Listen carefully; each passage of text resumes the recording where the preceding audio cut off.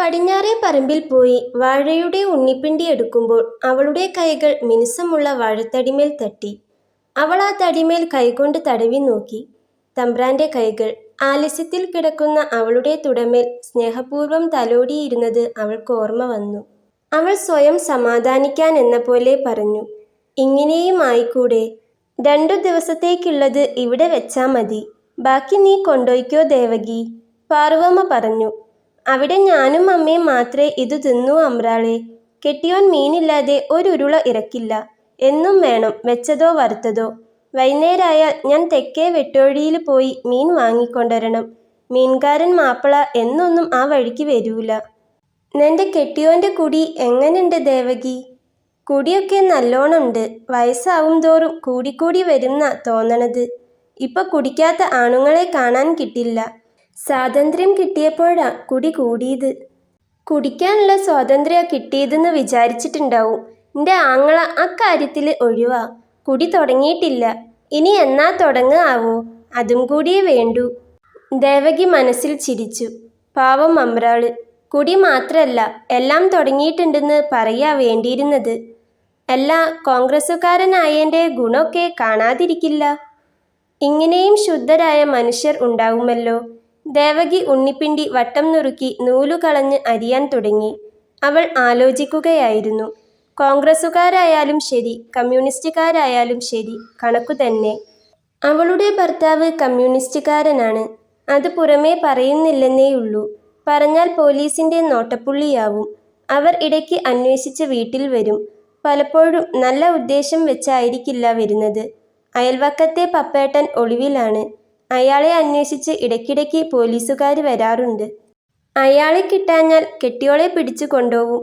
എന്നിട്ട് എന്തൊക്കെയോ കഥകൾ കേൾക്കാനുണ്ട്. അതൊന്നും കേൾക്കാൻ കൊള്ളില്ല. പോലീസുകാര് വരമ്പിൽ കൂടി നടന്നു വരുന്നത് കണ്ടാൽ അവൾ വീട്ടിനുള്ളിൽ ഒളിച്ചിരിക്കയാണ് പതിവ്. ആദ്യത്തെ ദിവസം പപ്പേട്ടനെ അന്വേഷിച്ചു വന്നപ്പോൾ എന്താണെന്നറിയാൻ ദേവകി വേലിക്കലേക്ക് പോയി നോക്കി. അന്നു മതിയായി. അവറ്റടെ ഒരു നോട്ടും പച്ച ചിരിയും കണ്ടപ്പോൾ മേത്തുനിന്ന് തുണി ഉരിഞ്ഞു പോണ പോലെ തോന്നി. പിന്നെയാണ് അമ്മിണി ചേച്ചിയെ പിടിച്ചുകൊണ്ടു പോയ കഥയൊക്കെ കേൾക്കണത്. പിറ്റേന്ന് തിരിച്ചുകൊണ്ടാക്കി. പാവം ചേച്ചിയുടെ കോലം കാണുന്നെ വേണം. അതിൽ പിന്നെ പോലീസുകാർ അന്വേഷിച്ചു വരുമ്പോൾ പുറത്തിറങ്ങാൻ ധൈര്യപ്പെട്ടിട്ടില്ല. അമ്മേ, ഇതൊക്കെ എവിടെയാ വെക്കണ്ടേ? 4-5 ബ്ലൗസുകളുമായി പത്മിനി അകത്തുനിന്നു വന്നു. അവിടെ വെക്കി, മേശ ചൂണ്ടിക്കാട്ടി പാറുവമ്മ പറഞ്ഞു. നീ ആ നൂലും സൂചിയും ഒന്ന് എടുത്തുകൊണ്ടാ മോളെ. കലണ്ടറിന്റെ പിന്നിൽ കുത്തിവെച്ചിട്ടുണ്ട്. ഇതൊക്കെ കൊച്ചമ്പ്രാട്ടിയുടെ ബ്ലൗസല്ലേ? അതേ എൻ്റെ ദേവകി. എല്ലാം കീറിയിരിക്കാണ്. ഇടാൻ കൊള്ളാതായി. കണ്ടില്ലേ ഒന്നുമില്ലാതെ നടക്കണത്? അവള് വലുതാവാണ്. പുതിയത് വാങ്ങാൻ പറഞ്ഞ എൻ്റെ ആങ്ങള കേക്കണ്ടേ? എന്താ ചെയ്യാ, അതിൻ്റെയൊരു യോഗം അങ്ങിനെ. ദേവകി നിശബ്ദയായി. അവൾക്ക് വിഷമം തോന്നി. ഇവിടെ ഇത്രയും വലിയൊരു തറവാട്ടിലെ ഏക സന്തതി ഉടുതുണിയില്ലാതെ വിഷമിക്കുന്നു. ഇതെല്ലാം വാങ്ങിക്കൊടുക്കേണ്ട കാരണവരാകട്ടെ അടിച്ചുതളിക്കാരിയുടെ മകൾക്കു വേണ്ടി സ്വർണ്ണരഞ്ഞാണം ഉണ്ടാക്കിക്കുകയാണ്. ഈ വീടും പറമ്പും പാട്ടത്തിനു കൊടുത്ത നെൽവയലുമെല്ലാം അവർക്കു കൂടി അവകാശപ്പെട്ടതാണെന്നറിയാം. നാളികേരം വിറ്റ കാശു മാത്രം മതി അവർക്ക് സുഭിക്ഷമായി കഴിയാൻ. എന്നിട്ടാണ് സ്വന്തം മകൾക്ക് ഇടാൻ ബ്ലൗസില്ലാതെ ഈ പാവം സ്ത്രീ കഷ്ടപ്പെടുന്നത്. പത്മിനിയുടെ മാറിലെ തുടുപ്പ് അവളും ശ്രദ്ധിക്കുന്നുണ്ടായിരുന്നു. പേഴ്സ് കീശയിലിട്ട് വിജയൻമേനോൻ പുറത്തിറങ്ങി. ടോർച്ച് ഞെക്കി നോക്കി. മങ്ങിയേ കത്തുന്നുള്ളൂ. ബാറ്ററി മാറ്റേണ്ട സമയമായി. പോണ വഴിക്ക് കൃഷ്ണന്റെ കടയിൽ കയറി ബാറ്ററിയും കുട്ടികൾക്ക് മിഠായിയും വാങ്ങണം. ഉമ്മറത്ത് തന്നെ പെങ്ങൾ നിൽക്കുന്നുണ്ട്. നല്ല ശകുനമല്ല. താൻ പുറത്തു പോകാൻ തയ്യാറായി പത്തായപ്പുരയിൽ നിന്ന് ഇറങ്ങി വരുമ്പോൾ പാറു ഉമ്മറത്ത് വന്നു നിൽക്കുന്നത് പണം ചോദിക്കാനാണ്. വിചാരിച്ച പോലെ തന്നെ പാറു ചോദിച്ചു, ഏട്ടൻ വീട്ടിൽ പോവാണോ? അതെ. അപ്പോൾ രാത്രി ഊണു കഴിക്കാൻ ഉണ്ടാവില്ലേ? ഇല്ല, എനിക്കൊരിടത്ത് പോവാനുണ്ട്. അതു കഴിഞ്ഞ് നേരെ വീട്ടിൽ പോവും. ഇന്ന് അവിടെയാണ് ഊണ്. കുറച്ച് പൈസ തന്നിട്ട് പോവൂ.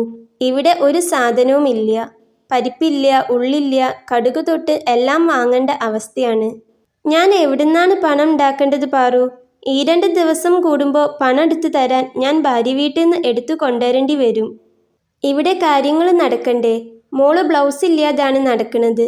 അവള് വയസ്സറിയിക്കേണ്ട പ്രായമായി തുടങ്ങി. ഞാൻ എത്രയായി ഏട്ടനോട് പറയണു 2 ബ്ലൗസ് തുന്നിച്ച് കൊണ്ടുവരണമെന്ന്. ആ പാവം കുട്ടിയായതുകൊണ്ട് ഒന്നും മിണ്ടണില്ല. ഞാനിന്ന് പകല് മുഴുവൻ അവളുടെ കീറിയ ബ്ലൗസുകൾ തുന്നിയുണ്ടാക്കുകയായിരുന്നു. ചിലതൊന്നും തുന്നിയാലും ശരിയാവാതെ ആയിരിക്കണു. പണമില്ലാന്ന് പറയുന്നുണ്ട്. ഏട്ടൻ ഇടയ്ക്ക് നെല്ലെടുത്ത് വിൽക്കണത് കാണാണ്ടല്ലോ. പിന്നെ തേങ്ങ വിൽക്കണില്ലേ? ആ പണമൊക്കെ എവിടെയാ പോണത്?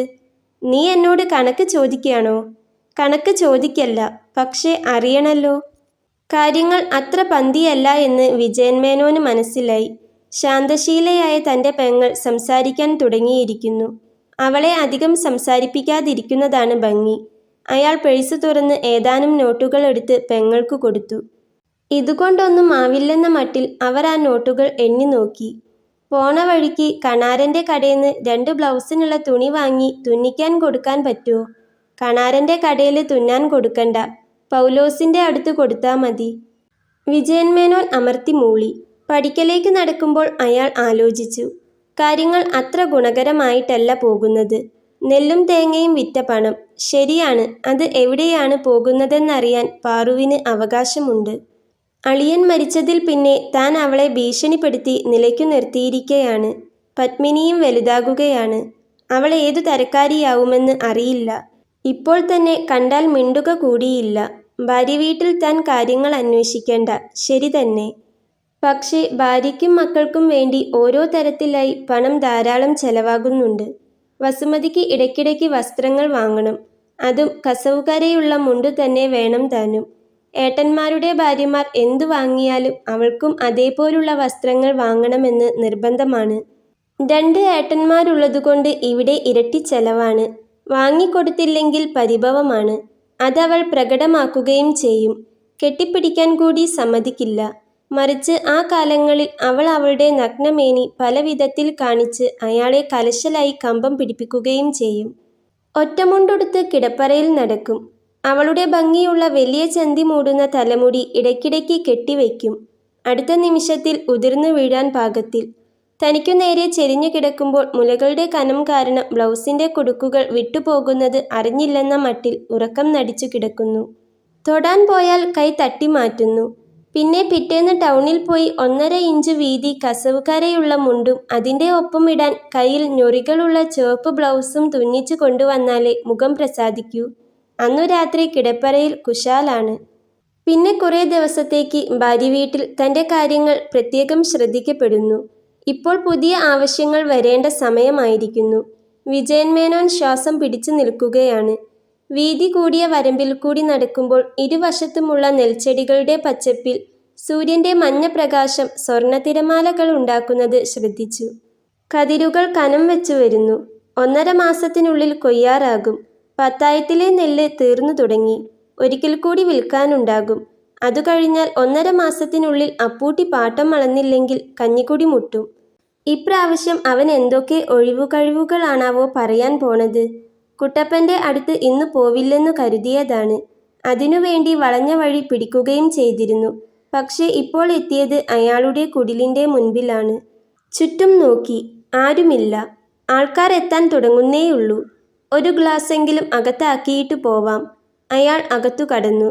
1-2 പേർ ഇരിക്കുന്നുണ്ട്. അവരെ ശ്രദ്ധിക്കാതെ അകത്തെ മുറിയിൽ കയറിയിരുന്നു. പുറത്തെ മുറിയിലാണ് സകല അലവലാദികളും ഇരിക്കുക.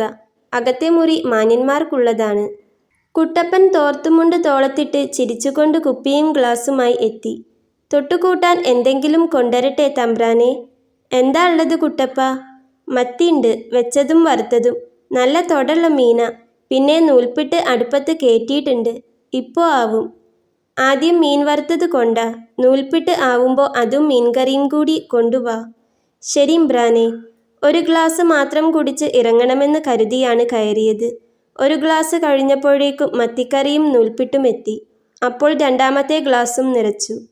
അപ്പൂട്ടി വന്നത് തീരെ പ്രതീക്ഷിക്കാതെയാണ്. അയാളും ഉള്ളിൽ വന്ന് ഇരുന്നപ്പോഴാണ് വിജയൻ മേനോനെ കണ്ടത്. മുൻപിൽ തന്നെ ഇരിക്കുന്നത് തൻ്റെ ജന്മിയാണെന്നറിഞ്ഞപ്പോൾ അയാൾ വല്ലാതായി. വേഗം മാടിക്കുത്തിയ മുണ്ട് അഴിച്ചിട്ട് അയാൾ എഴുന്നേറ്റു. തമ്പ്രാൻ ഇരിക്കണത് ഞാൻ കണ്ടില്ല. അതിനെന്താ അപ്പൂട്ടി, നീ ഇരിക്കി. അല്പം ക്ഷീണമായെങ്കിലും വിജയൻ മേനോൻ അത് വിദഗ്ധമായി മറച്ചുവെച്ചു. പോരാത്തതിന് അകത്തു ചെന്ന സാധനം ഒരു തരത്തിലുമുള്ള ജാതിവർഗ വിവേചനവും അയാളുടെ മനസ്സിൽ നിർത്താത്ത വിധം സമത്വസുന്ദരമായിരുന്നു. എന്തായാലും അപ്പൂട്ടിയും കോൺഗ്രസ്സുകാരനാണല്ലോ. താൻ ഗദറിടാത്ത കോൺഗ്രസ്സുകാരനാണെങ്കിൽ അപ്പൂട്ടി ഗദർ മാത്രം ധരിക്കുന്ന ആളാണ്. പാർട്ടിയിൽ നല്ല പിടിപാടുമുണ്ട്. ഇക്കാലത്ത് ജന്മിക്കുടിയാൻ ബന്ധങ്ങളെല്ലാം പിന്നീടല്ലേ വരുന്നുള്ളൂ. മുൻപിൽ കിട്ടിയ ഗ്ലാസ് ഒറ്റ ഇറക്കിന് മോന്തി അപ്പൂട്ടി എഴുന്നേറ്റു.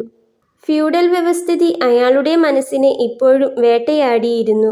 എഴുന്നേറ്റ് ചുറ്റും നോക്കി കുട്ടപ്പൻ അടുത്തില്ലെന്നു കണ്ടപ്പോൾ അയാൾ പറഞ്ഞു, തമ്പ്രാൻ ഇവിടെ വന്നിരുന്ന് കുടിക്കണത് ശരിയല്ല. ഞാൻ സാധനം തമ്പ്രാൻ്റെ പത്തായപ്പരയിൽ എത്തിച്ചു തരാം. ആൾക്കാർ കണ്ട മോശ. ഇവിടെ ഇടയ്ക്ക് പോലീസ് റെയ്ഡൊക്കെ ഉള്ളതാ.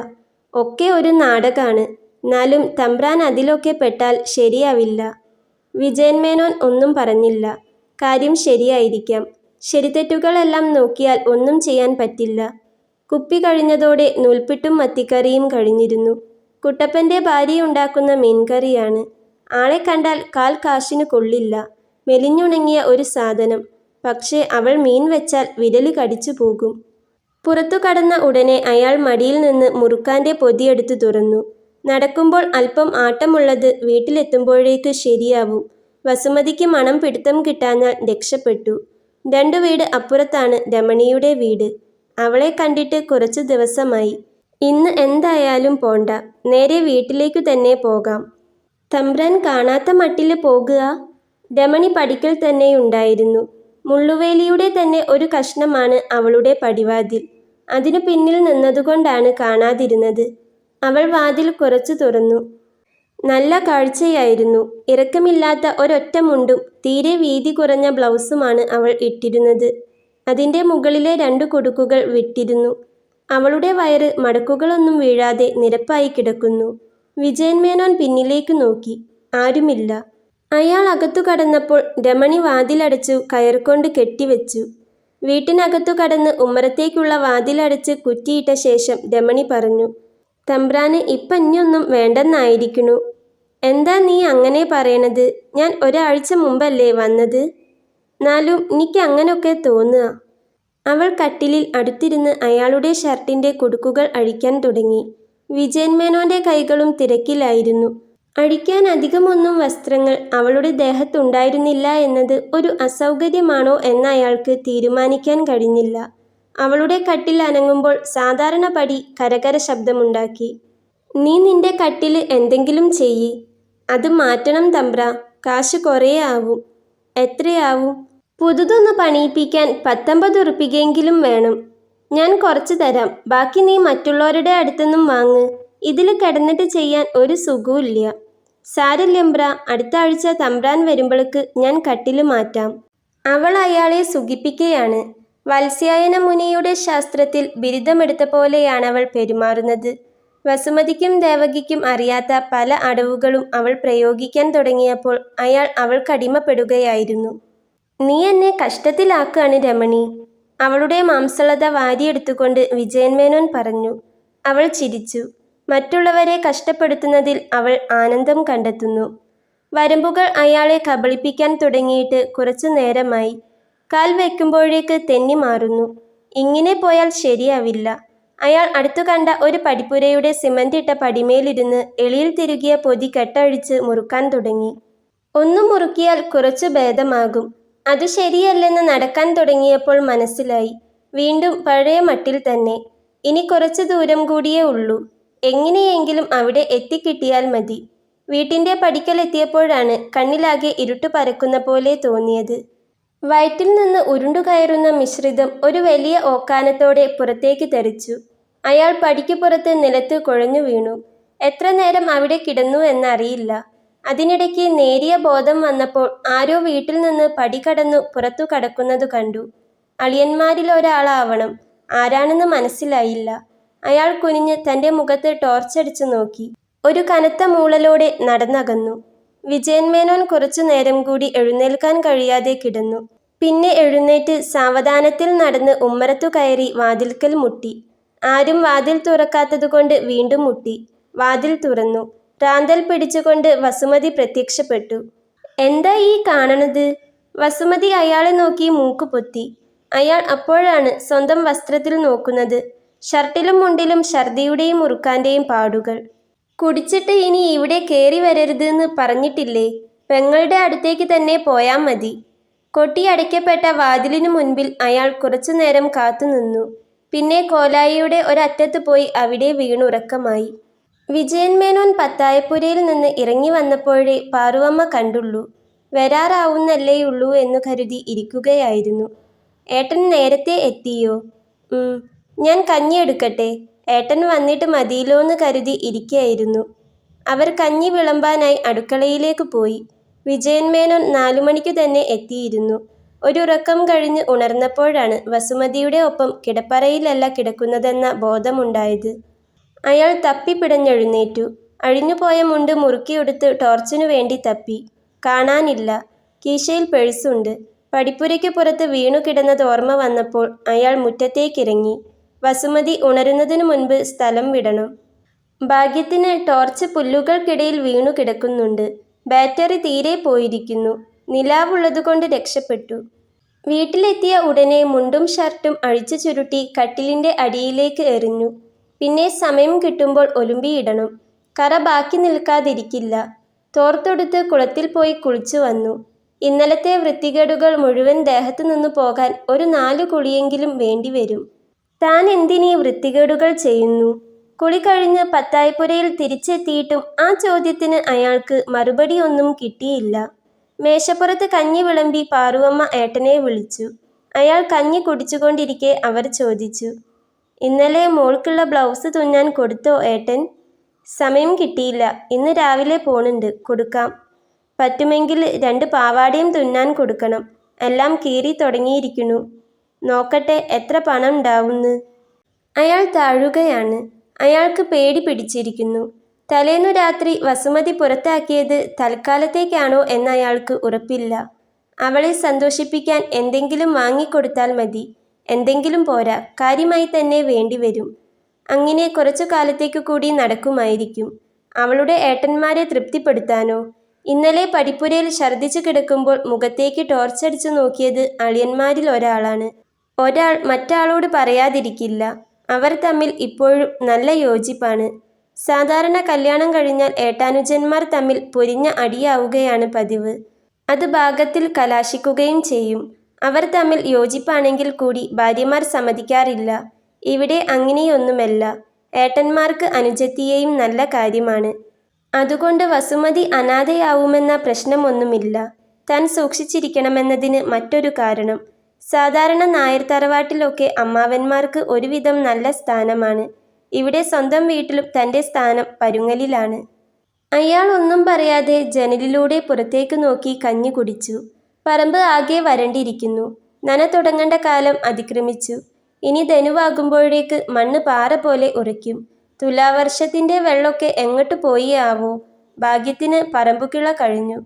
അല്ലെങ്കിൽ വെള്ളത്തിന് ചാലു കീറാൻ തന്നെ 4 ദിവസമെടുക്കും. ഇന്ന് തന്നെ ചാത്തയോട് പറയണം. പടിഞ്ഞാറേ മുറ്റത്തുകൂടെ ദേവകി ഒരു ബക്കറ്റ് തൂക്കിപ്പിടിച്ചു നടന്നു പോകുന്നു. പത്തായപ്പുര തുടയ്ക്കാനായിരിക്കും. അവൾ മുണ്ട് എളിയിലേക്ക് എടുത്തു കുത്തിയിട്ടുണ്ട്. അവളുടെ അടിച്ചുവാരൽ കഴിഞ്ഞിട്ടുണ്ടാകണം. വടക്കേ മുറിയിലെ ഓവറയിൽ വെച്ച വെള്ളം കഴിഞ്ഞാലാണ് കിണറ്റിൽ നിന്ന് കൊണ്ടുപോയി നിറയ്ക്കുക. ബക്കറ്റിന്റെ ഭാരം കൊണ്ട് അവൾ ഇടത്തെ കൈ പൊക്കിപ്പിടിച്ചാണ് നടക്കുന്നത്. അതുകാരണം അവളുടെ ചന്തി കുറച്ച് ഉയർന്നു നിൽക്കുന്നത് അയാൾ ആർത്തിയോടെ നോക്കി. വിജയൻ മേനോന് വേഗം കഞ്ഞി കുടിച്ചെഴുന്നേറ്റ് പത്തായപ്പുരയിലെത്താൻ ധൃതിയായി. കുറച്ചുകൂടി കഞ്ഞി വിളമ്പട്ടെ? വേണ്ട. അയാൾ ഉമ്മറത്ത് തിണ്ണമേൽ വെച്ച കിണ്ടിയിലെ വെള്ളമെടുത്ത് കുലുക്കൊഴിഞ്ഞ് ചാരുകസേലയിൽ പോയിരുന്ന് മുറുക്കാൻ ചെല്ലം തുറന്നു. അയാൾ മനസ്സിൽ കണക്കു കൂട്ടുകയാണ്. ഇപ്പോൾ കിടപ്പറ തുടച്ചു കഴിഞ്ഞിട്ടുണ്ടാവും. ഇനി മറ്റു 2 മുറികളും ഇടനാഴികയും കഴിയുമ്പോഴേക്ക് എത്തണം. പത്മിനി കുളത്തിൽ നിന്ന് കുളിച്ചു വരുന്നത് കണ്ടു. പാറു പറഞ്ഞത് ശരിയാണ്. അവൾക്ക് 11ന്റെ വളർച്ചയല്ല ഉള്ളത്. അവൾ കുറച്ചു കാലമായി വീട്ടിൽ വെറും പാവാട മാത്രം ഇട്ടാണ് നടന്നിരുന്നത് എന്നയാൾ ഓർത്തു. ബ്ലൗസ് ഇല്ലാത്തതുകൊണ്ടായിരുന്നു അത് എന്നറിഞ്ഞില്ല. അല്ലെങ്കിലും അത്ര പെട്ടെന്ന് വാങ്ങിക്കൊടുത്താൽ വിലയുണ്ടാവില്ല. ഇന്ന് എന്തായാലും 2 ബ്ലൗസും പാവാടയും തുന്നിക്കാൻ കൊടുക്കണം. മുറുക്കാൻ വായിലിട്ട് വിജയൻ മേനോൻ എഴുന്നേറ്റു. പത്തായപ്പുരയുടെ കോണികൾ കയറുമ്പോൾ അയാൾ ആവേശം കൊണ്ട് കിതയ്ക്കുകയായിരുന്നു. ഇന്നലെ രാവിലെ ദേവകിയെ കിട്ടിയിട്ടേ ഉള്ളൂ. അതു കഴിഞ്ഞ് വൈകുന്നേരം രമണിയുമായി ചെലവിട്ടു. ഇപ്പോൾ വീണ്ടും ദേവകിയെ ഒറ്റയ്ക്ക് കാണുകയാണെന്നോർത്തപ്പോൾ എന്താണിങ്ങനെ ആവേശം? 40 വയസ്സായിട്ടും ഒരു 20കാരൻ്റെ ആവേശമോ? ദേവകി ഇടനാഴികയുടെ അറ്റത്ത് കുന്തിച്ചിരുന്ന് നിലം തുടയ്ക്കുകയാണ്. വിജയൻ മേനോൻ കോണി കയറുന്ന ശബ്ദം കേട്ടപ്പോൾ അവൾ എഴുന്നേറ്റ് നിന്ന് മുണ്ടിൻ്റെ തല എളിയിൽ തിരുകിയത് അഴിച്ചിട്ടു. അയാൾ അവളെ വിളിച്ചുകൊണ്ട് കിടപ്പറയിലേക്കു കടന്നു. അവൾ വാതിലിൻ്റെ അടുത്ത് വന്നു നിന്നതേയുള്ളൂ. "അകത്തു വാ." "ഇല്ല തമ്പ്രാ, ഇന്ന് പാടില്ല." ഞാൻ പുറത്തായിരിക്കാണ്." അയാൾ നിരാശനായി. തുടക്കത്തിൽ തന്നെ കല്ലു കടിച്ചു. അവൾ അവിടെ തന്നെ നിൽക്കുകയാണ്, എന്തോ പറയാനുള്ള പോലെ. "എന്താ ദേവൂട്ടി?" അവൾ വാതിലിൻ്റെ കട്ടിളയിൽ കൈവച്ച് തല താഴ്ത്തി നിൽക്കുകയാണ്. "എന്താച്ചാ പറഞ്ഞോ എൻ്റെ ദേവൂട്ടി." അവൾ മുഖമുയർത്തി. അവളുടെ കണ്ണുകൾ നിറഞ്ഞിരുന്നു. "മ്പ്രാൻ്റെ ഷർട്ടും മുണ്ടും തിരുമ്പിയിട്ട് വടക്കേ മുറിയിൽ ഇട്ടിട്ടുണ്ട്. നിറയെ കറയായിട്ടുണ്ട്. അമ്രാള് കാണണ്ടാച്ചിട്ടെ ഞാൻ മിറ്റത്ത് തോരടാഞ്ഞ്." "എന്തിനാ മ്പ്രാ ഇങ്ങനെ കുടിക്കണത്?" ഭർത്താവ് കുടിക്കുമ്പോൾ തോന്നാതിരുന്ന എന്തോ വികാരം തമ്പ്രാൻ കുടിച്ചതു കണ്ടപ്പോൾ അവൾക്ക് തോന്നി. ഈ പരുവത്തിൽ മുണ്ടും ഷർട്ടും ആവണമെങ്കിൽ നല്ലവണ്ണം അകത്താക്കിയിട്ടുണ്ടാവണം. "അതിനെന്തിനാ നീയ് കരയണത്?" "മണ്ടി, ഇങ്ങട്ട് വാ." "വേണ്ട, ഇന്ന് തൊടാൻ പാടില്ല." "അതു സാരല്യ." അയാൾ അവളുടെ കൈ പിടിച്ച് അകത്തേക്ക് വലിച്ചു. അവൾ അയാളുടെ നെഞ്ചിൽ മുഖം ചേർത്ത് കരയുകയാണ്. "സാരില്യ മണ്ടി, ഞാനിനി കുടിക്കണില്ല. പോരെ." "ന്റെ തലയിൽ കൈവച്ച് സത്യം ചെയ്യൂ." അയാൾ ദേവകിയുടെ തലയിൽ കൈവച്ച് പറഞ്ഞു. "സത്യം." "അമ്രാളുടെ വിചാരം ഇമ്രാൻ കുടിക്കില്ലാന്നാണ്. കോൺഗ്രസ്സുകാരൊന്നും കുടിക്കില്ലാന്ന്. ഇനി എന്തായാലും ഇമ്രാൻ കുടിക്കണ്ട." "ഇല്ല, ഞാനിന്ന് തട്ടാൻ ദാമോദരൻ്റെ അടുത്ത് പോണുണ്ട്. അരഞ്ഞാൻ തയ്യാറായിട്ടുണ്ടെങ്കിൽ വാങ്ങിക്കൊണ്ടരാം." "ഇത്ര വേത്തിൽ ശരിയാവൂ?" 5 ദിവസംന്നാ പറഞ്ഞത്. ചിലപ്പോൾ നേരത്തെ ആയിട്ടുണ്ടാവും. നോക്കട്ടെ." അയാൾ ദേവകിയെ മോചിപ്പിച്ചു. ഇനിയും അവളുടെ ദേഹത്തിൻ്റെ സ്പർശം ഏറ്റാൽ പിന്നെ ശരിയാവില്ല. അവൾക്കാണെങ്കിൽ പാടില്ലാത്ത ദിവസമാണു താനും. അവൾ കണ്ണുകൾ തുടച്ച് മുറിക്ക് പുറത്തു കടന്നു.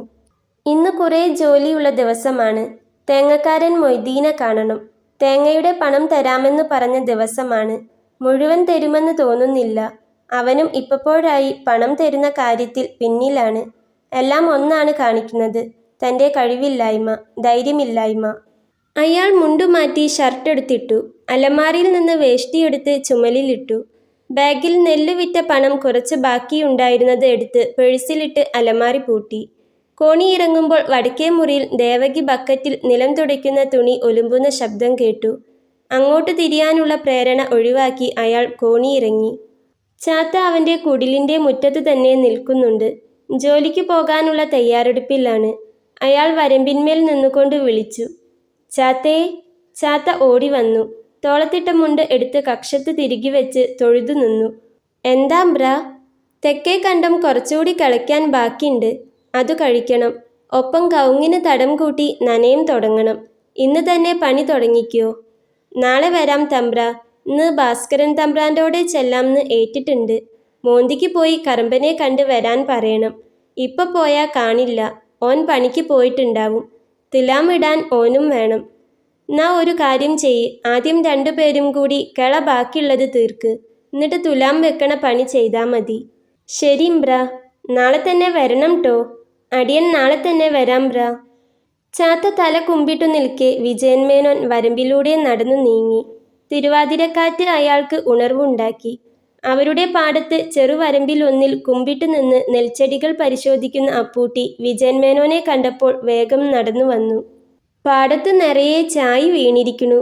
മേനോൻ്റെ പിന്നിലായി നടന്നുകൊണ്ടിരിക്കെ അയാൾ പറഞ്ഞു. "സാധാരണ ഇക്കാലത്ത് കിളികൾ വരാറുണ്ട്. കുറേ കതിരൊക്കെ വെട്ടിക്കൊണ്ടോവും ചാലും ചായശല്യത്തിന് ഒരറുതി ഉണ്ടാവും. ഇക്കൊല്ലം കിളികളെ ഒന്നിനെയും കാണാനില്ല. എവിടെ പോയി ആവോ? കുറേ ചായപ്പൊടിയൊക്കെ വെതറിയിരുന്ന് മെനഞ്ഞാന്ന്. എങ്ങനെയുണ്ടെന്ന് നോക്കായിരുന്നു. വെള്ളിച്ച കോണൊന്നും കാണാനില്ല." "എന്ന് തുടങ്ങാറാവും കൊയ്ത്ത് അപ്പൂട്ടി?" "1 മാസം പിടിക്കും തമ്പ്രാനെ. ഇനി കൊയ്ത്ത് തുടങ്ങിയാലാണ് ഓരോ പ്രശ്നങ്ങൾ ഉണ്ടാവുക. ഇക്കൊല്ലം കൂലി കൂട്ടുംന്നൊക്കെ പറഞ്ഞിരിക്കാണ് ജോലിക്കാര്. അവരുടെ പിന്നിൽ കമ്മ്യൂണിസ്റ്റുകളുണ്ട്. അവര് ഓരോന്ന് മൂട്ടിക്കൊടുക്കാണ്. യൂണിയൻ ഉണ്ടാക്കുംന്നൊക്കെ കേൾക്കാനുണ്ട്. എവിടെ എത്തുംന്ന് കണ്ടറിയണം. നന്നായി ഈ തെരഞ്ഞെടുപ്പിന് അവർക്ക് കിട്ടാഞ്ഞത്. കൃഷി ചെയ്യാൻ പണ്ടത്തെ പോലെ ഇമ്പല്യാതായിരിക്കണു." നെഹ്റു ഭരിക്കാനിടത്തോളം കാലം കമ്മ്യൂണിസ്റ്റുകൾക്ക് രക്ഷയില്ല അപ്പൂട്ടി. ആ ഒരു ഉറപ്പുമലല്ലേ ഞങ്ങളൊക്കെ ജീവിക്കണത്. റഷ്യയിലൊക്കെ പാലും തേനും ഒഴുകുകയെന്നല്ലേ ചോപ്പന്മാര് പറഞ്ഞു നടക്കണത്. അതെ അതെ, അവിടെ ഒന്നും ആൾക്കാർക്ക് നടക്കാൻ വയ്യാന്നായിട്ടുണ്ടാവും വഴുക്കി വീണിട്ട്. അപ്പോ തമ്പ്രാൻ ഏടക്കാ? എനിക്കൊന്ന് ടൗണിൽ പോണം, മൊയ്തീനെ കാണണം, പിന്നെയും കുറച്ച് ജോലിയുണ്ട്. വൈകുന്നേരം വീട്ടിൽ ഉണ്ടാവുമോ? ഉണ്ടാവും അപ്പൂട്ടി. ഞാൻ എന്നാ വൈകുന്നേരം ഇറങ്ങാം തമ്പ്രാ. അപ്പൂട്ടി ഇടത്തേക്കുള്ള വരമ്പിലൂടെ നടന്നകലുന്നത് വിജയൻ മേനോൻ നോക്കി. വൈകുന്നേരം വരാമെന്ന് പറഞ്ഞത് എന്തിനായിരിക്കാം? ഇന്നലെ പറഞ്ഞതുപോലെ കുപ്പി വീട്ടിലെത്തിക്കാനായിരിക്കോ? ആരുടെയും കണ്ണിൽ പെടാതെ കുടിക്കാൻ പറ്റിയാൽ തരക്കേടൊന്നുമില്ല. ഇനി കുടിച്ചാൽ ഉണ്ടായേക്കാവുന്ന കുഴപ്പങ്ങൾ എന്തെല്ലാമായിരിക്കുമെന്ന് വിജയൻ മേനോന് അറിയാം. രാവിലെ ദേവകിയുടെ തല തൊട്ട് സത്യം ചെയ്തതും ഓർമ്മയുണ്ട്. പക്ഷേ ഇടയ്ക്കൊന്ന് കുടിച്ചാൽ എന്താ തരക്കേട്? ആരും അറിയാൻ പോണില്ല. കൂടിയാലേ കുഴപ്പമുള്ളൂ. കൂടാതെ നോക്കണമെന്ന് മാത്രം. ഭാഗ്യത്തിന് മൊയ്തീൻ വീട്ടിലുണ്ടായിരുന്നു. അയാളുടെ ഭാര്യ ആമിനുമ്മ പടിക്കൽ ആടിനെ കെട്ടുകയാണ്. അങ്ങട്ട് ചെന്നോളി, മൂപ്പര് ഓടണ്ട്. അവർ ചിരിച്ചുകൊണ്ട് പറഞ്ഞു. ഞമ്മള് മുതലാളീൻ്റെ അടുത്ത് വരാൻ നിൽക്കായിരുന്നു. കണ്ട ഉടനെ മൊയ്തീൻ പറഞ്ഞു. മുയോൻ തികഞ്ഞിട്ട് ബന്നാ മതിയോന്ന് നനച്ച്. അല്ലെങ്കിൽ വേണ്ട, ആയിടത്തോളം കായി മൊയ്ലാളി കൊണ്ടുപോയിക്കോ. അയാൾ വീതിയുള്ള അരപ്പട്ടയിൽ നിന്ന് കുറച്ച് നോട്ടുകൾ എടുത്ത് എണ്ണി തിട്ടപ്പെടുത്തി വിജയൻ മേനോന് കൊടുത്തു. മാർക്കറ്റീന്ന് കായ് കിട്ടാൻ വെല്ലിച്ച പാടാ മൊയ്ലാളി. ഞമ്മള് കത്തിയും പിടിച്ചിട്ടാ നടക്കണത്. അതോണ്ട് എന്താ കൊണം? ഓൻ്റെ അരയില് അതിലും മുന്തിയ കത്തിണ്ട്. കഴിയണതും വേഗം ബാക്കിയുള്ളതും തന്ന് തീർക്ക് മൊയ്തീനെ. വീട്ടിലെ കാര്യങ്ങളും നടക്കണ്ടേ? ഞമ്മൾ അങ്ങട്ട് എത്തിക്കാംന്ന്. മൊയ്ലാളി വിഷമിച്ച് ഇങ്ങോട്ടൊന്നും നടന്നു വരണ്ട. എന്തായാലും ഇന്ന് അത്യാവശ്യം വാങ്ങേണ്ട കാര്യങ്ങൾക്ക് പണം തികയും. പത്മിനിക്ക് 2 പാവാടയ്ക്കും ബ്ലൗസിനും തുണി വാങ്ങി പൗലോസിൻ്റെ തയ്യൽക്കടയിൽ തുന്നാൻ ഏൽപ്പിക്കണം. കാര്യം ശരിയാണ്, അവൾ വളർന്നു വരുന്ന കുട്ടിയാണ്. എത്രയായാലും തൻ്റെ മരുമകൾ എന്ന പേരിലാണ് അവൾ അറിയപ്പെടുക. അടുത്തു തന്നെ തിരണ്ടു കല്യാണം നടത്തേണ്ടി വരും. ചുരുങ്ങിയ തോതിലെങ്കിലും ഒരു സദ്യ ഏർപ്പാട് ചെയ്യണം. ഒരു പെൺകുട്ടി തിരണ്ടാൽ ഈ വിളംബരം ആവശ്യമാണ്. ഇങ്ങനെ ഒരു കുട്ടിയുണ്ടെന്ന് നാട്ടുകാർ അറിയണം. പിന്നെ സാവധാനത്തിൽ ആലോചനകളുമായി ആളുകൾ എത്തിക്കോളും. 16-17 വയസ്സിനുള്ളിൽ കല്യാണം കഴിച്ചു കൊടുത്തില്ലെങ്കിൽ നാണക്കേടാണ്. പൗലോസിൻ്റെ തുന്നക്കടയുടെ അടുത്തു തന്നെയാണ് മൂപ്പൻ്റെ സ്വർണ്ണക്കട. അവിടെ കയറി വസുമതിക്ക് ഒരു വള നോക്കണം. കല്ല് വച്ച വള വേണമെന്ന് കുറച്ച് കാലായി പറയാൻ തുടങ്ങിയിട്ട്. ഇന്ന് അതും കൊണ്ട് പോയാലേ രക്ഷയുള്ളൂ. എന്നാൽ തന്നെ സ്വീകരണം എന്താവുമെന്ന് പറയാൻ വയ്യ. ദാമോദരൻ അരഞ്ഞാൻ തീർത്തിട്ടുണ്ടെങ്കിൽ അതും വാങ്ങണം. ദേവകിയെപ്പറ്റി ആലോചിക്കുമ്പോൾ അരയിൽ നിന്ന് ഉയർന്നു വരുന്ന ജ്വാലകൾ മേലാസകലം പടരുന്നു. ഇനിയും 3 ദിവസമെങ്കിലും കാത്തിരിക്കണം. ചുറ്റും ഉയരുന്ന തീജ്വാലകളുടെ കുളിർമയിൽ ഒരു സ്വപ്നത്തിലെന്ന പോലെ വിജയൻ മേനോൻ നടന്നു. രാഘവൻ നായർ രാവിലെ തന്നെ പെങ്ങളുടെ വീട്ടിലെത്തി. തലേന്നു രാത്രിയുണ്ടായ കാര്യങ്ങൾ ചോദിച്ചു മനസ്സിലാക്കണം. അതിനുശേഷം മതി ചന്ദ്രേട്ടനോട് പറയണോന്ന് തീരുമാനിക്കുക. ചന്ദ്രേട്ടന് വിജയൻ മേനോൻ്റെ കാര്യത്തിൽ അതൃപ്തിയുണ്ട്. മൂപ്പര് തന്നെപ്പോലെയല്ല, തീരെ മയമില്ലാത്ത സംസാരമാണ്. ഒത്തുതീർപ്പിനു പകരം എല്ലാം അവസാനിപ്പിക്കുകയേ ഉണ്ടാവൂ. അത് സ്വയം അറിയാവുന്നതുകൊണ്ട് ചന്ദ്രേട്ടൻ വിജയൻ മേനോൻ്റെ വീട്ടിൽ പോകാറില്ല. അവരുടെ വീട്ടിൽ പോയാൽ മനസ്സിലാവും നാഥനില്ലാതെ കിടക്കുന്ന വീടും പറമ്പുമാണെന്ന്. ഒരു 4 ഏക്കർ പറമ്പ് നോക്കി നടത്താൻ ആവുന്നില്ലെങ്കിൽ എന്തു മനുഷ്യനാണയാൾ? വസുമതി ആകെ വിഷമിച്ചിരിക്കയായിരുന്നു. രാത്രി വാതിലടച്ച ശേഷം അവൾക്കുറക്കം വന്നില്ല. കുറച്ചു കഴിഞ്ഞ് റാന്തലുമായി വാതിൽ തുറന്നു നോക്കിയപ്പോൾ ആൾ കോലായുടെ അറ്റത്ത് വെറും നിലത്ത് കിടന്നുറങ്ങുകയാണ്. അവൾ ധർമ്മസങ്കടത്തിലായി. വിളിച്ചു താങ്ങി അകത്തു കടത്തിയാൽ മൂപ്പരതൊരു അംഗീകാര ലക്ഷണമായി കണക്കാക്കും. ഇതെല്ലാം ഇനിയും ആവർത്തിക്കും. ഇപ്പോൾ കുറച്ച് കടുത്തു പെരുമാറുക തന്നെയാണ് നല്ലത്. കുടിച്ചു വന്നാൽ സ്ഥാനം പുറത്താണെന്ന് അസന്നിഗ്ധമായി കാണിച്ചു കൊടുക്കണം. ഒരു പുതപ്പെടുത്ത് പുതപ്പിച്ചു കൊടുത്താലോ എന്നാലോചിച്ചതാണ്. കുറച്ചു കഴിഞ്ഞാൽ തണുത്ത പാലക്കാടൻ കാറ്റ് തുടങ്ങും. വേണ്ട, പഠിക്കട്ടെ. ഇന്നലെ ഇവിടുന്ന് ഇറങ്ങിയപ്പോൾ ഞാൻ കണ്ടതാ ആകെ ഛർദ്ദിച്ച് കിടക്കണത്. ഞാനും ശ്രദ്ധിക്കാൻ പോയില്ല. വല്ല അസുഖവുമായി കിടക്കുകയാണെങ്കിൽ ഞാൻ എടുത്തു കൊണ്ടുവന്നേനെ. ഇതെല്ലാം സ്വയം വരുത്തി തീർക്കണ അനർത്ഥങ്ങളാണ്. അതെല്ലാം സ്വന്തം അനുഭവിക്കന്നെ വേണം. അതിനിടയിൽ നീ വന്നു പെട്ടൂലോന്നാ എൻ്റെ വിഷമം. സാരില്ല, ഏട്ടൻ വിഷമിക്കണ്ട. എൻ്റെ തലയിൽ എഴുതിയിട്ടുണ്ടാവും. എന്തായാലും ഇന്ന് വരുമ്പോൾ ഞാൻ സംസാരിക്കാൻ തന്നെ തീർച്ചയാക്കിയിട്ടുണ്ട്. കുടിച്ചിട്ട് വരികയാണെങ്കിൽ അകത്ത് കടത്തില്ലാന്ന് പറയും. മാത്രമല്ല പിന്നെ ഇങ്ങോട്ട് വരണ്ടാന്നും. അതാ നല്ലത്.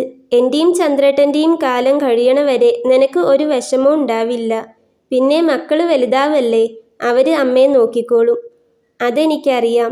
ആ ഒരു ധൈര്യത്തിലാണ് ഞാൻ ജീവിക്കണത്. ഈ കാര്യം ഞാൻ ചന്ദ്രേട്ടനോട് പറഞ്ഞിട്ടില്ല. മൂപ്പരുടെ സ്വഭാവം നിനക്കറിയാലോ. നീ കുറച്ച് ചായ ഉണ്ടാക്ക്. ഞാൻ പറമ്പിലൊന്ന് നടന്നിട്ട് വരാം. വേലു തേക്കു കഴിഞ്ഞ് പോണേൻ്റെ മുമ്പേ കാണണം. തെക്കേ പറമ്പിലെ തൈത്തെങ്ങുകൾക്ക് നന തുടങ്ങണമെന്ന് പറയണം. തുലാവർഷത്തിൻ്റെ വെള്ളമൊക്കെ എവിടെ പോയിന്നറിയില്ല. നന ചെന്നില്ലെങ്കിൽ ആ തൈയെല്ലാം പോയി കിട്ടും. രാഘവേട്ടൻ പോയപ്പോൾ വസുമതി തലയിൽ കൈയും വെച്ച് കുറച്ചു നേരം ഇരുന്നു. അപ്പോൾ ഏട്ടൻ അതെല്ലാം അറിഞ്ഞിരിക്കുന്നു. അവൾക്ക് ജാള്യത തോന്നി. ആരും അറിയരുതെന്നുണ്ടായിരുന്നു അവൾക്ക്. ഒറ്റയ്ക്ക് ഈ പ്രശ്നം കൈകാര്യം ചെയ്യണമെന്ന ആഗ്രഹം. രാവിലെ 5 മണിക്ക് വാതിൽ തുറന്നു നോക്കിയപ്പോൾ വിജയേട്ടൻ പോയിരിക്കുന്നു. അവൾക്ക് ആശ്വാസമായി. കാരണം 5:30 മണിക്ക് തന്നെ തങ്കം എത്തി അടിച്ചു വാരാൻ തുടങ്ങും. മുറ്റമടി കഴിഞ്ഞാൽ അവൾ കിണറ്റിൽ നിന്ന് വെള്ളം കോരി കുളിമുറിയിലെ സിമന്റ് തൊട്ടിയിൽ നിറയ്ക്കും. 4 പേരുടെയും കുളി കുളിമുറിയിൽ നിന്നാണ്. കിണറ്റിൽ നിന്ന് വെള്ളം മുക്കുന്ന ശബ്ദം കേട്ടാൽ വസുമതി ഉണരും. അടുക്കളയുടെ പുറത്തേക്കുള്ള വാതിൽ തുറന്നിട്ട് വരാന്തയിലെ ബക്കറ്റിൽ തങ്കം പിടിച്ചു വെച്ച വെള്ളവുമെടുത്ത് പടിഞ്ഞാറേ പറമ്പിലുള്ള കക്കൂസിലേക്ക് നടക്കും. വിജയേട്ടൻ തങ്കം വരുന്നതിന് മുമ്പ് തന്നെ പോയത് നന്നായി. അല്ലെങ്കിൽ അത് അങ്ങാടിപ്പാട്ടാവും. പക്ഷേ തനിക്കു നഷ്ടപ്പെട്ടത് സംസാരിക്കാനുള്ള അവസരമായിരുന്നു. വരട്ടെ, ഇന്ന് വൈകുന്നേരവും സമയമുണ്ടല്ലോ. വിജയൻ മേനോൻ ചെറിയൊരു പ്രശ്നവുമായി വീട്ടിലിരിക്കുകയാണ്. പകൽ കുറേ കാര്യങ്ങൾ ചെയ്തു തീർത്തു. പത്മിനിക്കുള്ള 2 ജോഡി പാവാടയും ബ്ലൗസും തുന്നിക്കാൻ കൊടുത്തു. മൂപ്പൻ്റെ സ്വർണ്ണക്കടയിൽ നിന്ന് കല്ലുവച്ച വള വാങ്ങി. ഇനി ധൈര്യപൂർവ്വം വസുമതിയുടെ അടുത്തു ചെല്ലാം. തട്ടാൻ ദാമോദരൻ്റെ വീട്ടിൽ ചെന്നപ്പോൾ ദേവകിയുടെ കുട്ടിക്കുള്ള അരഞ്ഞാണം തയ്യാറായിരുന്നു. കുറേ കാര്യങ്ങൾ ചെയ്യാൻ കഴിഞ്ഞ ഒരു ദിവസം. എല്ലാം കഴിഞ്ഞ് വീട്ടിലെത്തിയപ്പോൾ 12 മണിയായി. പത്മിനിക്ക് 2 ജോഡി വസ്ത്രങ്ങൾ തുന്നിക്കാൻ കൊടുത്തിട്ടുണ്ടെന്നറിഞ്ഞപ്പോൾ പാറുവമ്മയ്ക്ക് സന്തോഷമായി. അവർ ഉച്ചയൂണിന് പ്രത്യേകമായി ഏട്ടന് ഇഷ്ടമുള്ള ഇഞ്ചിത്തൈരും ചെറിയ തോതിൽ ഇടിച്ചു പിഴിഞ്ഞ പായസവും ഉണ്ടാക്കി. ഊണു കഴിഞ്ഞ് മുറുക്കിയ ശേഷം പത്തായപ്പുരയിൽ പോയി നല്ലൊരുറക്കവും കഴിച്ചു. 4 മണിക്ക് എഴുന്നേറ്റ് പാറുവമ്മ തന്ന ചായയും കുടിച്ച് ഉമ്മറത്തിരിക്കുമ്പോഴാണ് അപ്പൂട്ടിയുടെ വരവുണ്ടായത്. അയാൾ 2 സഞ്ചിയും തൂക്കിയാണ് വന്നത്. വലിയ സഞ്ചി ഉമ്മറത്ത് വെച്ച് അയാൾ പറഞ്ഞു, കുറച്ച് കാവത്താണ്. എലികളുടെ ശല്യം കാരണം കിഴങ്ങ് നേരത്തെ കിളച്ചെടുത്തു. തിരുവാതിരയ്ക്ക് അധിക ദിവസമില്ലല്ലോ. പാറുവമ്മ മേൽമുണ്ടിൽ കൈ തുടച്ചുകൊണ്ട് വന്നു. ഇത് കുറച്ച് കാവത്ത് കിഴങ്ങ് കൊണ്ടുവന്നതാണ് അപ്പൂട്ടി. എടുത്തു വെച്ചിട്ട് സഞ്ചി തിരിച്ചു കൊടുത്തോളൂ. പാറുവമ്മ അകത്ത് പോയപ്പോൾ അപ്പൂട്ടി സ്വരം താഴ്ത്തിക്കൊണ്ട് പറഞ്ഞു, സാധനം കൊണ്ടുവന്നിട്ടുണ്ട്. എവിടെയാ വെക്കേണ്ടത്? വിജയൻ മേനോന് കാര്യം മനസ്സിലായി. അത് ആ പത്തായപ്പേരയുടെ കോണിച്ചോട്ടിൽ വെച്ചാൽ മതി. ഞാൻ എടുത്തു വയ്ക്കാം. വിജയൻ മേനോൻ ഒരു ധർമ്മസങ്കടത്തിലായി. ഇതെല്ലാം ഉപേക്ഷിച്ച് നല്ലവനാകുമെന്ന പ്രതിജ്ഞയെടുത്തപ്പോഴേക്ക് പ്രലോഭനങ്ങൾ കോണിച്ചോട്ടിലെത്തിയിരിക്കുന്നു. കോണി കയറി വരികയേ വേണ്ടൂ. 1 മിനിറ്റ് കൊണ്ട് അപ്പൂട്ടി തിരിച്ചെത്തി. അത് വേണ്ടിയിരുന്നില്ല അപ്പൂട്ടി. സഞ്ചിയുമായി തിരിച്ചെത്തിയ പാറുവമ്മയ്ക്ക് ഏട്ടൻ പറഞ്ഞതെന്താണെന്ന് മനസ്സിലായില്ല. എല്ലാ കൊല്ലവും തിരുവാതിരയാവുമ്പോഴേക്ക് അപ്പൂട്ടി കാവത്ത് കൊണ്ടുവരാറുണ്ട്. ഇനി തിരുവാതിരയ്ക്ക് 2 ദിവസം മുൻപ് മൂത്ത 4 കുല കായയുമായി വീണ്ടും വരും. ഈ പതിവ് എന്തിനാണ് വേണ്ടെന്ന് പറയുന്നത്? തമ്പ്രാനെ, തെങ്ങിൻ്റെ തലയൊക്കെ പോയിട്ടുണ്ടല്ലോ. ഒക്കെ പാറ്റത്തെങ്ങായിരിക്കണു. ഒക്കെ വെട്ടി തൈ നടേണ്ട സമയമായിരിക്കണു. എന്തെങ്കിലും ചെയ്യണം. കസേലയുടെ കൈയിന്മേൽ വെച്ച വേഷ്ടിയെടുത്ത് തോളത്തിട്ട് വിജയൻ മേനോൻ മുറ്റത്തേക്കിറങ്ങി. സാധാരണ പതിവാണത്. അപ്പൂട്ടി വന്നാൽ അയാളുടെ ഒപ്പം പറമ്പിലൊക്കെ ഒന്ന് നടക്കും. നടാനായി പൂവൻവാഴയുടെ കന്നോ വെണ്ടയുടെ വിത്തോ കൊണ്ടുവരാമെന്ന് അപ്പൂട്ടി പറയും. ചിലപ്പോൾ കൊണ്ടുവരികയും ചെയ്യും. ചാത്തയെ കിട്ടിയാൽ വാഴയ്ക്കുള്ള തടം കൂട്ടി അവനെക്കൊണ്ട് തന്നെ നടുന്ന ജോലിയും ചെയ്യിക്കും. പിന്നെ ശുശ്രൂഷയൊന്നും ഉണ്ടാവില്ല. പൂവന് കുട്ടികളെപ്പോലെ നോട്ടം വേണം, അല്ലെങ്കിൽ അത് നശിക്കും. അത് വേണ്ടിയിരുന്നില്ല അപ്പൂട്ടി. പറമ്പിലെത്തിയപ്പോൾ വിജയൻ മേനോൻ പറഞ്ഞു, ഞാനത് നിർത്താൻ പോവായിരുന്നു. അങ്ങനെ നിർത്തൊന്നും വേണ്ടമ്പ്രാനെ. ഇത് വിദേശിയാണ്. നല്ല വീര്യമുള്ള സാധന. നല്ലോണം വെള്ളം ചേർത്ത് കുടിക്കണം. വിസ്കിന്ന് പറയും.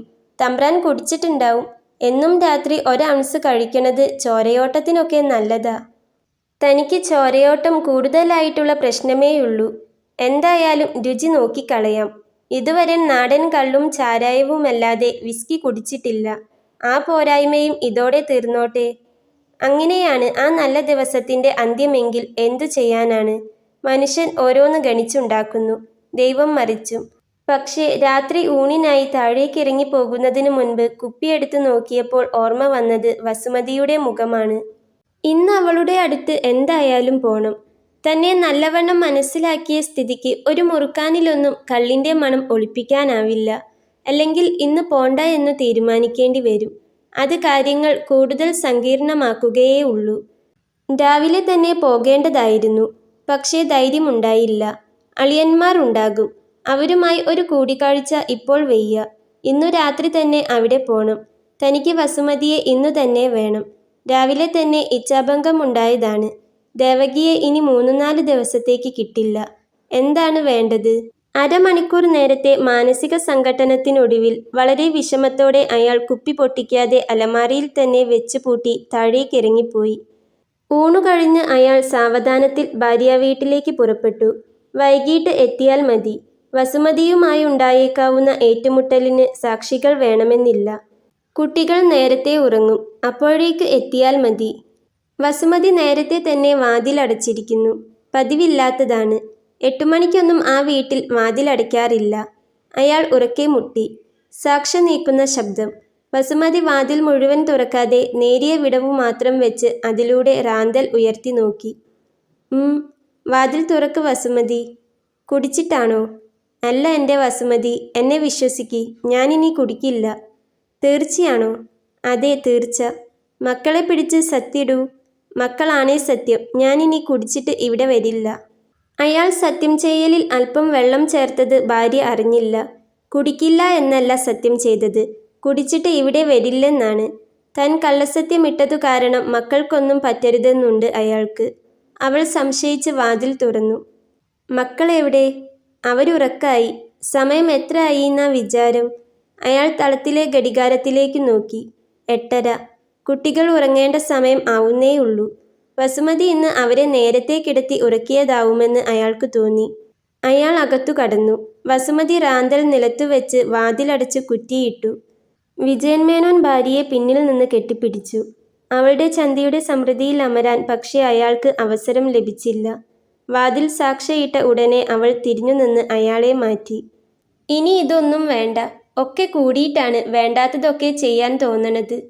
വസുമതി, ഞാൻ പറഞ്ഞില്ലേ ഇനി കുടിക്കില്ലാന്ന്. അയാൾ കീശയിൽ നിന്ന് ഒരു പൊതിയെടുത്തു. നിന്റെ ഉരുണ്ടു ഭംഗിയുള്ള കൈ നീട്ട്. എന്തിനാ? അയാൾ പൊതി തുറന്ന് വള പുറത്തെടുത്തു. കല്ലുവെച്ച വള. വസുമതിയുടെ കണ്ണുകൾ വികസിച്ചു. അത് വാങ്ങാനായി കൈ നീട്ടിയപ്പോൾ അയാൾ തലയാട്ടി. നീ കൈ നീട്ട്, ഞാൻ ഇട്ടുതരാം. അവൾ കൈ നീട്ടി. വളയിട്ടു കൊടുക്കുന്നതോടൊപ്പം തന്നെ അയാൾ ഭാര്യയെ അടുപ്പിച്ചു. വള കയ്യിൽ വന്നപ്പോഴാണ് താൻ ഭർത്താവിൻ്റെ കരവലയത്തിലായിട്ടുണ്ടെന്നും അയാൾ തന്നെ നിലത്തു കിടത്തിയിരിക്കയാണെന്നും വസുമതിക്ക് മനസ്സിലായത്. അവൾക്ക് എതിർപ്പൊന്നും ഉണ്ടായില്ല. അവളെല്ലാം മറന്ന് വളയുടെ ഭംഗിയിൽ ആകൃഷ്ടയായിരിക്കയാണ്. വീതിയുള്ള വളയിൽ വലിയ ചുവപ്പും പച്ചയും കല്ലുകൾ ഇടവിട്ട് പതിച്ചിരിക്കുന്നു. മൂത്ത ഏടത്തിയമ്മ കഴിഞ്ഞ ഓണത്തിന് പണിയിച്ച വള പോലെയുണ്ട്. അതിനേക്കാൾ കനം കൂടും. കാരണം തൻ്റെ കൈത്തണ്ടയ്ക്ക് വണ്ണം കൂടുതലാണ്. ഭാര്യ ആഭരണത്തിന്റെ ഭംഗി ആസ്വദിച്ചുകൊണ്ടിരിക്കെ ഭർത്താവ് അവളെ വിവസ്ത്രയാക്കുകയാണ്. കാലം അവിടവിടെ പൊട്ടിപ്പൊളിഞ്ഞ ഒരു മുള്ളുവേലി പോലെയാണെന്ന് പാറുവമ്മയ്ക്ക് തോന്നി. വേലിയുള്ളിടത്ത് ഇടതൂർന്ന വേലി തന്നെയാണ്. ഇടയ്ക്കുള്ള വിടവിലൂടെ ഓർമ്മകൾ പിടിവിട്ടു പോകുന്നു. കയറഴിച്ചുവിട്ട പശുക്കളെപ്പോലെ. എന്താണ് സംഭവിച്ചതെന്ന് അറിയും മുൻപേ പല കാര്യങ്ങളും നടന്നു കഴിയുന്നു. തിരിഞ്ഞു നോക്കുമ്പോഴാണ് മനസ്സിലാവുന്നത് 5-8 വർഷം കയ്യിൽ നിന്ന് ചോർന്നുപോയി. മുൻപിലുള്ള പൊട്ടിപ്പൊളിഞ്ഞ വേലി കണ്ടപ്പോൾ അവർ ഓർത്തു. കാലം മാത്രമല്ല, അതിനോടൊപ്പം പല ഓർമ്മകളും മനസ്സിൽ നിന്ന് രക്ഷപ്പെട്ടു പോയിരിക്കുന്നു. ഈ വേലി കെട്ടിയത് ഓർമ്മയുണ്ട്. ചാത്ത ഇപ്പുറത്തും കറമ്പൻ അപ്പുറത്തുമായി നിന്ന് വേലി കെട്ടി. മുള വെട്ടിയെടുത്ത മുള്ളു നിരത്തി മുള പൊളിച്ചുണ്ടാക്കിയ ചീന്തുകൾ ഇരുവശത്തും വിലങ്ങനെ വെച്ച് വാരിക്കെട്ടുന്നു. ഓലമടലിന്റെ ഉൾഭാഗത്തു നിന്ന് ചീന്തിയെടുത്ത പാന്തത്തിന്റെ നാരുകൾ കൊണ്ടാണ് കെട്ടുന്നത്. 11 മണിക്ക് ഒരു മൊന്തയിൽ കഞ്ഞിവെള്ളത്തിൽ ഉപ്പിട്ട് അതും 2 ഗ്ലാസുമായി പാറുവമ്മ വേലിക്കൽ ചെല്ലും. ജോലിയിൽ ഒരു ഒഴിവു കിട്ടിയാലേ ചാത്ത കഞ്ഞിവെള്ളം കുടിക്കൂ. പാറുവമ്മ മൊന്ത നിലത്ത് വെച്ച് അവർ ജോലി ചെയ്യുന്നത് നോക്കി നിൽക്കും.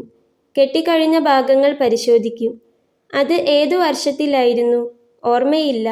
ആ വർഷത്തിലായിരുന്നു മോൾ വയസ്സറിയിച്ചത് എന്നു മാത്രം ഓർമ്മയിൽ നിൽക്കുന്നുണ്ട്. മോൾ വയസ്സറിയിച്ച കാര്യം ഓർക്കുമ്പോഴെല്ലാം പച്ചമുള ചീന്തുന്നതിൻ്റെ ശബ്ദവും മണവും വരുന്നു. രാവിലെയാണ് പത്മിനി അടുക്കളയിലേക്ക് ഓടി വന്നത്. അമ്മേ നോക്കൂ, എനിക്ക് ഇവിടെ ഒരു കുരുണ്ടെന്ന് തോന്നുന്നു. ചോര വരുന്നു.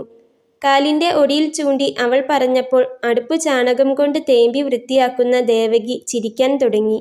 ദേവകിയെ അത്ഭുതത്തോടെ നോക്കി നിൽക്കുന്ന മകളെ പാറുവമ്മ അണച്ചു പിടിച്ചു. സാരമില്ല, 2 ദിവസം കൊണ്ട് മാറും.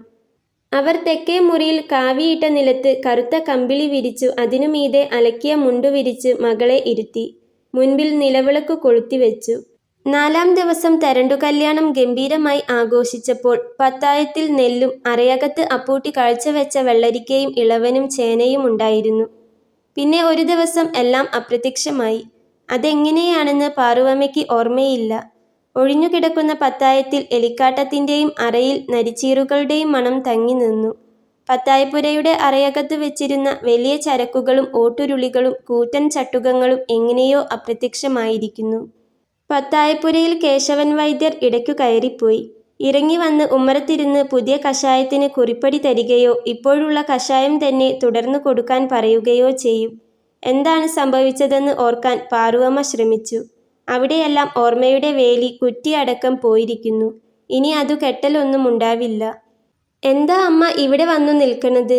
പത്മിനി ചോദിച്ചു. അവൾ വന്നത് പാറുവമ്മ അറിഞ്ഞില്ല. ഞാൻ കുറേ നേരായി അമ്മയെ അന്വേഷിച്ചു നടക്കണു. ഇങ്ങനെ ഒറ്റയ്ക്ക് ഇവിടെയൊന്നും വന്ന് നിൽക്കരുതെന്ന് ഞാൻ അമ്മയോട് പറഞ്ഞിട്ടില്ലേ? പത്മിനി അമ്മയുടെ കൈ പിടിച്ചു. ഞാൻ നമ്മുടെ വേലിയുടെ അവസ്ഥ നോക്കുകയായിരുന്നു മോളെ. കണ്ടില്ലേ പൊളിഞ്ഞിരിക്കണത്? സാരല്ല അമ്മേ, വേലി പൊളിയ മാത്രല്ലേ ഉണ്ടായിട്ടുള്ളൂ. വീട് പൊളിക്കാൻ തുടങ്ങിയിട്ടില്ലല്ലോ.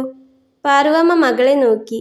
അവൾ മേൽ കഴുകി ബ്ലൗസും മുണ്ടും മാറ്റി ഭസ്മം തൊട്ടിട്ടുണ്ട്. ഈയിടെയായി അവൾ പറയുന്നതൊന്നും പാറുവമ്മയ്ക്ക് മനസ്സിലാവുന്നില്ല.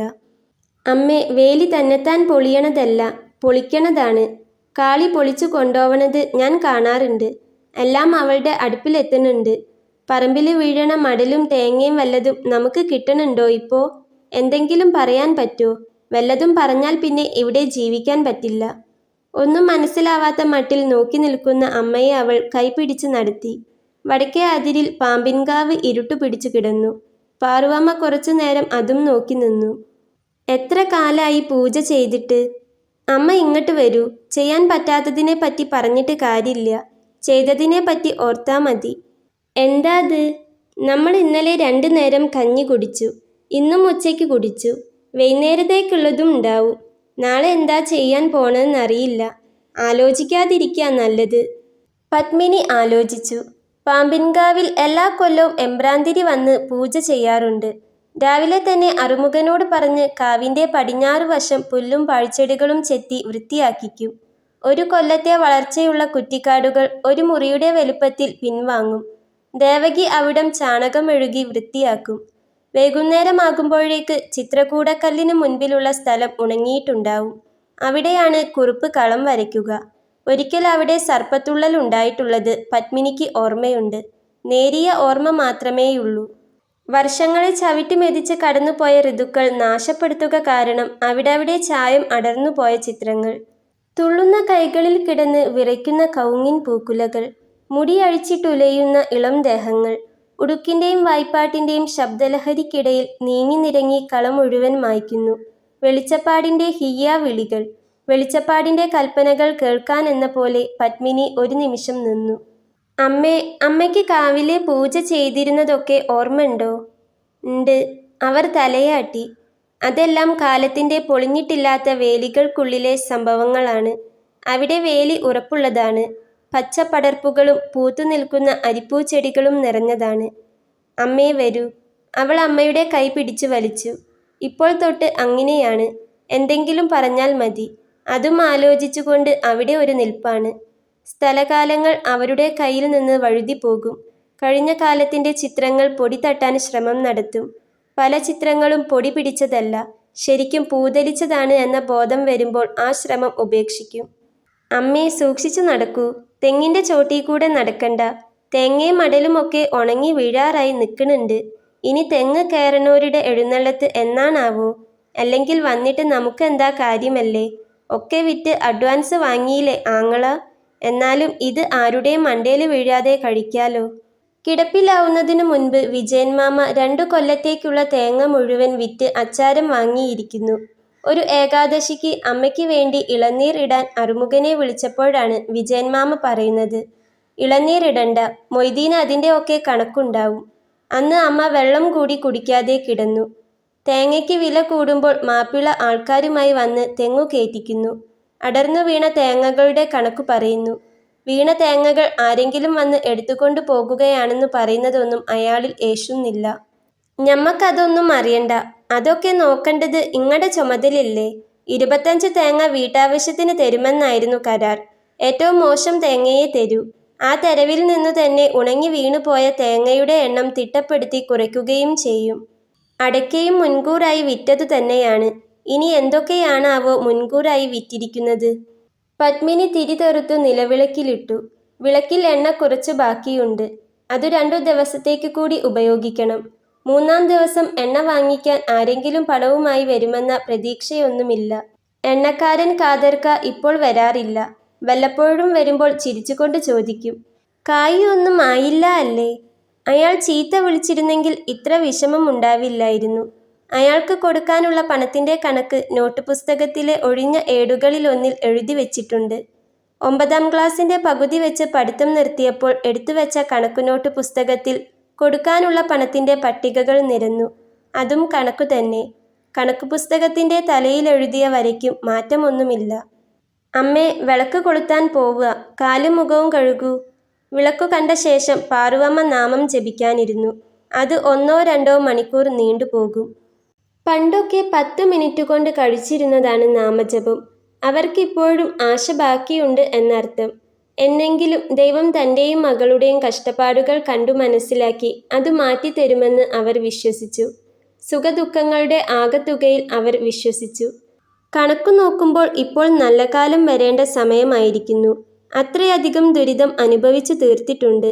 നല്ല കാലം എങ്ങനെ വരുമെന്നൊന്നും അവർക്കറിയില്ല. മകളുടെ കല്യാണം വഴിയായിരിക്കാം. അവർ പ്രാർത്ഥിക്കുന്നു. കണ്ണീർ ധാരയായി ഒഴുകുന്നു. പത്മിനിക്ക് മുല കൊടുത്ത നാളുകളിൽ ചുരന്ന പാൽ കവിഞ്ഞൊഴുകി നനഞ്ഞ മാറിടം ഇപ്പോൾ അവൾക്കു വേണ്ടി പൊഴിക്കുന്ന കണ്ണീർ കൊണ്ട് കുതിരുന്നു. പത്മിനി ഉമ്മറത്തെ തിണ്ണയിൽ വലയം ചെയ്യുന്ന ഇരുട്ടിൽ പുറത്തേക്ക് നോക്കിയിരിക്കും. പടിപ്പുരയ്ക്ക് തെക്ക് അറുമുഖൻ്റെ വീട്ടിലും വടക്ക് കാളിയുടെ വീട്ടിലും അടുക്കളമുറ്റത്ത് അടുപ്പിൽ തീ ആളിക്കത്തും. പകൽ നീലിയും കാളിയും വലിയ കുട്ടകളിൽ മരങ്ങളുടെ ചുവട്ടിൽ നിന്ന് ചവർ അടിച്ചു കൂട്ടുന്നത് കാണാം. ആ ചവറാണ് അടുപ്പിൽ വലിയ കലത്തിനു താഴെ എരിയുന്നത്.